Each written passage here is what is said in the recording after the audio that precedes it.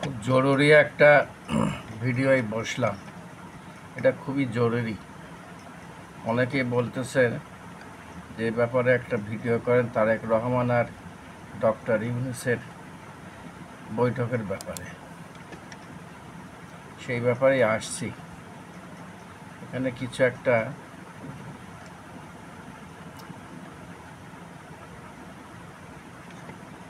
এই জরুরি নিউজটাই আপনাকে পড়ি। একটা নিউজ আমি পোস্ট করেছিলাম। বিষয়টা হলো ডক্টর ইউনূস ও তারেক জিয়ার বৈঠক প্রসঙ্গে। মুনাফিক ও মুমিনের মধ্যে কোনো দীর্ঘমেয়াদী কল্যাণমুখী ঐক্য হয় না। সেটা মাথায় রেখেই মুনাফিকের সাথে মুনাফিকের মধ্যে গিভ অ্যান্ড টেক ঐক্য হয় বটে, কিন্তু তাতে এক মুনাফিক চেষ্টা করে অন্য মুনাফিককে ঠকিয়ে কিছুটা বেশি লাভ নিতে। অন্যদিকে মুমিন টু মুমিনের ঐক্য হয় ভ্রাতৃত্বের। এক মুমিন অন্য মুমিনকে কিছুটা বেশি দিয়ে নিজেকে আখেরের জন্য সওয়াব সঞ্চয় করে। পক্ষান্তরে যদি 1 কেজি মাংস 2 মুনাফিককে ভাগ করে নিতে বলেন, তাহলে দেখবেন এক মুনাফিক নানা অজুহাতে ও অভাবের কথা বলে অন্য মুনাফিককে ভাগে কম দেওয়ার চেষ্টা করবে। তাই নাকি? তাই এখানে বিবেচনার বিষয় হলো, 1, সুদখোর ইউনূস যদি মুনাফিক হয়ে থাকে, তবে তারেক জিয়াকে বোকা বানিয়ে আলোচনায় বেশি লাভ খুঁজে বিএনপির কোটি কোটি লড়াকু ও গণতন্ত্রপন্থী জনগণকে ঠেকানোর চেষ্টা করবে। 2, উভয়ে মুমিন হলে একে অপরকে কিছুটা বেশি প্রাধান্য দেওয়ার চেষ্টা করবে। সেক্ষেত্রে ডক্টর ইউনূস অবশ্যই তারেক জিয়াকে প্রাধান্য দিয়ে তার সকল গণতান্ত্রিক দাবি মেনে নেবে। পক্ষান্তরে তারেক জিয়া আগামীতেও বা বিএনপির পরবর্তী প্রধানমন্ত্রী হিসেবে ডক্টর ইউনূসকে সিলেক্ট করতে পারে। এটা সম্ভব। রাজনীতিতে অসম্ভবভাবে কিছু নাই।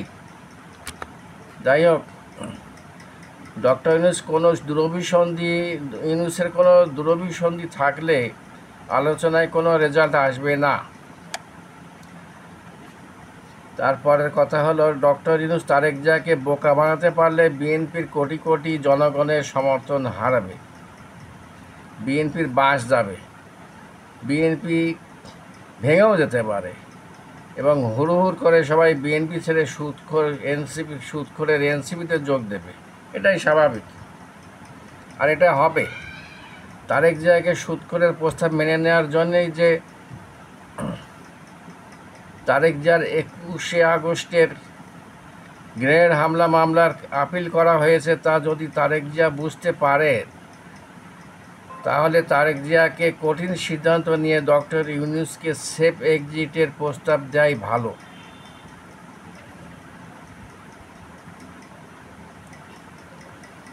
সেক্ষেত্রে তারেক জিয়ার উচিত হবে সেনাবাহিনীর সাথে তার লিয়াজ বাড়িয়ে দেওয়া এবং সেনাবাহিনীর নেতৃত্বে একটা সেনা সমর্থিত তত্ত্বাবধায়ক সরকার গঠন করা, যেটা আদালতের রায় আছে সেই মোতাবেক। তারেক জিয়ার বিবেচনায় বিষয় কি হবে? তারেক জিয়াকে বুঝতে হবে যে সুদখোরের দল এনসিপি ও জামাত ঐক্যবদ্ধভাবে বিএনপিকে ঘায়েল ও ভেঙে দেওয়ার ফন্দি এঁটেছিল, কিন্তু তারেক জিয়ার সাংগঠনিক সমাবেশে সুদখোরের ফন্দিগুলো ভেঙে যায়। এতে এনসিপি জামাত হেরে যায়।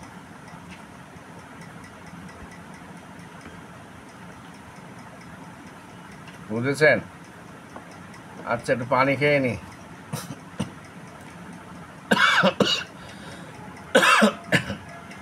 মূলত জামাত, এনসিপি আর সুদখোর একসাথেই হেরে গেছে, আর তার উপদেষ্টা পরিষদ। ওই সকল সমাবেশে বিএনপির শত শত কোটি টাকা খরচ ও ক্ষতি হয়েছে। সুদখোর, হারামখোর জামাত মুনাফেক, সুদখোর ও মুনাফিক জামাত পরাজিত হওয়ায় তারা ভয় পেয়েছে, এটা সঠিক। ভয় পেয়েছে বলেই বিএনপিকে তেল মারার জন্য সিদ্ধান্ত নিয়েছে। এর প্রাথমিক তেল হল গুলশানে বেগম জিয়াকে জমির নামজারি রেকর্ড দিয়ে আসা এবং উপদেষ্টা আদিলুর রহমান যে গণপূর্ত ও গৃহায়ণ মন্ত্রী মানে উপদেষ্টা, সে নিজেই ডক্টর ইউনূসের প্রস্তাব এবং তার মন্ত্রিপরিষদের তেল মারা প্রস্তাবটা নিয়ে জমির কাগজপত্র সব বেগম জিয়ার কাছে যায়। বেগম জিয়া সরলতা নিয়েছে, অবশ্য বেগম জিয়া সরলতার সুযোগ নিয়েছে এবং পায়ে ধরে মাপও চেয়েছে বলে শোনা যায়। যাই হোক, বিজয়ী তারেককে বিএনপির পন্থী জনগণের স্বার্থ বিবেচনায় ডক্টর ইউনূসকে কঠিন শর্ত চাপিয়ে দিতে হবে এবং আগামী 1 নভেম্বর 25-এ নির্বাচন দিতে বাধ্য করতে হবে। বর্তমান উপদেষ্টা পরিষদ থেকে ব্রিগেডিয়ার সাখাওয়াত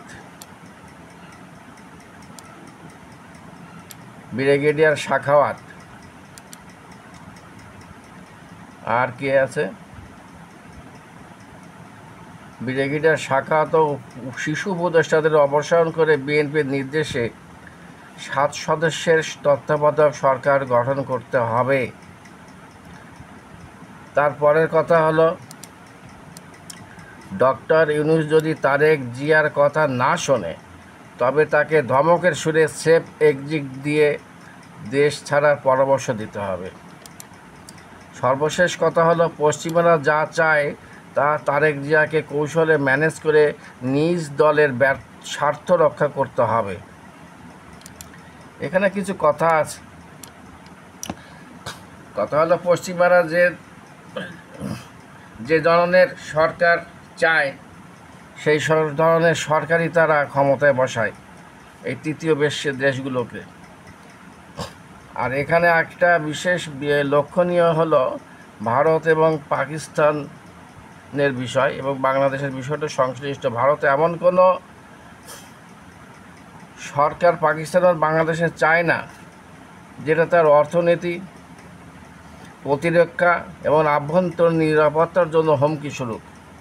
এবং এই ধরনের কোনো সরকার আমেরিকা, বাংলাদেশ এবং পাকিস্তানে বসাবে না। বাংলাদেশ এবং পাকিস্তানে ওই ধরনের সরকারই বসাবে যে সরকার ভারতের স্বার্থ রক্ষা করবে, ভারতের প্রতিরক্ষা, পররাষ্ট্র, আভ্যন্তরীণ অর্থনৈতিক নিরাপত্তার প্রতি হুমকি স্বরূপ হবে না। কাজেই সেই অর্থে তারা ডক্টর ইউনূসকে বসিয়েছিল। আর এই সকল শর্তগুলো যদি বিএনপি বা তার অঙ্গ সংগঠনগুলো মেনে নেয় বা তার সহযোগী সংগঠনগুলো মেনে নেয়, তাহলে তারেক জিয়া অতি আয়েসেই পশ্চিমাদের সহযোগিতায় ক্ষমতায় এসে যাবে। এতে কোনো ভুল নেই, এটাই নিশ্চিত। এখন তারেক জিয়া কী করবে? পশ্চিমাদের স্বার্থও রক্ষা করবে,